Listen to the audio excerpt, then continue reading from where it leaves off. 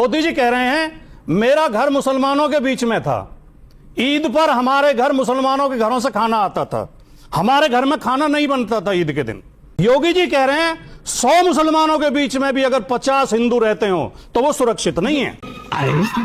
अब मुझे सुधांशु भाई ये बता दें, मोदी जी का बयान सही है कि मुसलमानों के घर से उनके घर ईद पे खाना आता था, उनका चूल्हा ही नहीं जलता था, मुसलमानों के बीच में वो सुरक्षित थे, कोई खतरा नहीं था। क्या योगी जी सही कह रहे हैं कि हिंदू सुरक्षित नहीं है? बहुत अच्छा इन्होंने सवाल किया, बहुत अच्छा सवाल किया, मैं बिल्कुल जवाब देता हूं। बोल।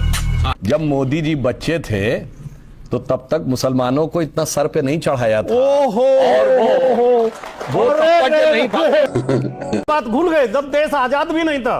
आजादी 2014 में मिली है। यस 2014 से पहले भारत आजाद हुआ, ये नहीं सच है कि 2014 में आजादी की अनुभूति 2014 में। तेरा तो गेम बजाना पड़ेगा। सुधांशु जी ने कहा कि 2014 में आजादी का एहसास हुआ, क्यों हुआ उसका कारण खोजिए। हमको नहीं पता।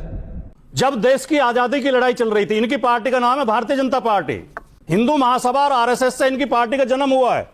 जब देश की आजादी की लड़ाई चल रही थी तो हिंदू महासभा और आरएसएस अंग्रेजों के साथ थी। क्या बात कर रहे हैं? आजादी की लड़ाई में शामिल नहीं थी, इसलिए जब देश आजाद हुआ तो देश की जनता ने इन्हें नकार दिया। ये तो धोती खोल रहा है। इनकी कहीं एक सीट आती थी, कभी 2 आती थी। कृपया बोलने दें, तकलीफ हुआ है बेचारे। कृपया बोलने दें। हमें नकार दिया। और 1990 में जाके नकार रखा था आपको, आपकी पार्टी को कोई गंभीरता से नहीं ले सकता था, क्योंकि ये अंग्रेजों की मुखबिरी करते थे, स्वतंत्रता सेनानियों के खिलाफ कोर्ट में गवाही दिलवा के उन्हें सजा करवाते थे।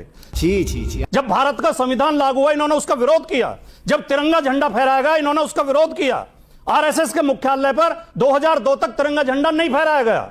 2001 में 2 नौजवानों ने जाकर तिरंगा लगा दिया तो आरएसएस ने उनके खिलाफ मुकदमा लिखवाया, जेल भिजवाया उन्हें। भाटी जी, अब जब 1990 में इन्होंने हिंदू मुसलमान करके, मस्जिद पे प्रहार करके, मंदिर मस्जिद करके और सरकार बना ली, 14 तक में इनकी फुल मेजोरिटी की सरकार आई है, तो इन्हें तब लगा कि अब देश आजाद हुआ है। गजब बेइज्जती है।